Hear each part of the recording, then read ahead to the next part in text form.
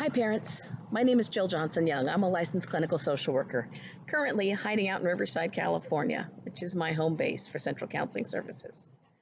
My website is www.jilljohnsonyoung.com. Pretty simple. This is Walter. He's one of our therapy dogs, and I recruited him. He didn't have a choice, actually, to do the video today. Walter would be watching, but Walter is blind. He has no eyes. I'm a grief therapist. I specialize in grief and loss and death and dying and end-of-life care and hospice. I'm all the good stuff, huh? I do dementia on the side too, but we're not going to do that today. And I'm here because I am hearing over and over and over again from parents saying, I don't know how to talk to my kids about this. And now they're saying somebody just died in our family from COVID and there's no funeral.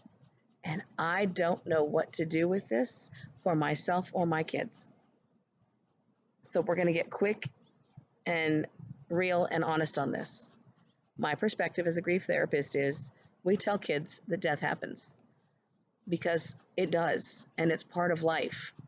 And right now we're going into probably the scariest 2 months of our lives in the entire United States, with what we're seeing coming at us on network news. So first of all, turn off the news if the littles are nearby.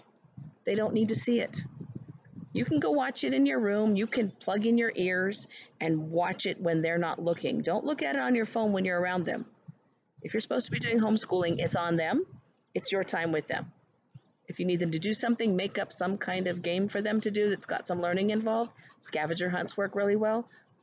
But please, make sure you're one-on-one with them as much as you can be. And I know you're trying to balance work too, but we've got to help our littles get through this. So one, we're honest with them. We tell them that there's an illness that is coming across the world and you are doing your very best to keep them safe. And that is why you are at home. And that is why they can't go out. And that is why no play dates. And that is why we're doing any contact with friends virtually. It will get better, but not right in this moment. In this moment, we are, as parents, teaching our kids that we are all responsible for one another, and we all take care of one another, and that by them not going out, they're taking care of their friends, their grandparents, their aunts and uncles, their teachers.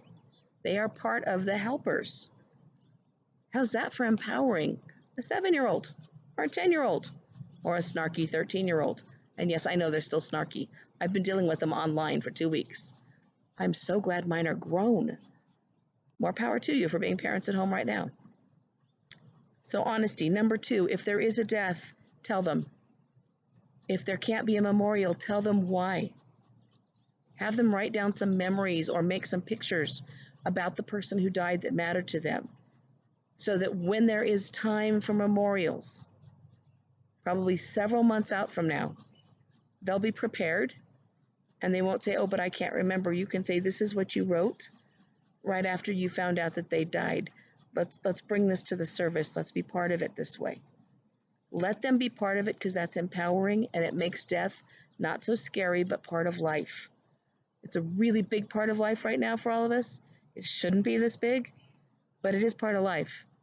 And we're going to have to teach them some powerful lessons about how to cope, and that death is part of all of us, and that the better we take care of ourselves, hopefully the better off things will be. Number 3, we need to give them some hope, don't we? We need to do some things like, what are the things I want to do when this is all over? What's the first thing I'm going to do when I get out of here? What's the first place we're going to go eat? Even if we can't afford to go out to eat at that point with the economics, pizza, right? What pizza do you want to go to that you can split with 10 friends just so the kids can get together? Because let's be real, finances are becoming tight for just about everyone right now, therapists included. What things do you want to do? What places do you want to go? What trails do you want to walk? In the meantime, take them out for walks, but keep a tight eye on them and hand on them. They can't let go. This may be your last chance to hold hands with your 7-year-old boy who doesn't like holding hands anymore, right? And finally, take care of you. Do some journaling, listen to music, Play music for everyone in the house and dance a little bit. Make some silly videos, but take care of you so that you are not living in self-induced stress all of the time. It is possible to not be stressed right now in maybe micro minutes, but you can. You can say, in this moment, I can't stop anything, but I can take care of my little. I can pet Walter. I can play a game. I can go for a walk. I can listen to music. I can make up some silly limericks. Whatever it is to take you out of the COVID terror, national, every channel on the planet thing back into I'm in my home and it's safe here. Let's focus on that for our littles. If we don't go out, we're probably safe. My website again is www.jilljohnsonyoung.com, and I will have some things on there very soon, including some coloring books that have been made about this issue by other therapists, and a few other things that are coming up, and some ideas for kiddos. And they'll be on a special page just as soon as I can pop it up with the help of somebody else who's waiting to help now. Because right now, we all need the helpers.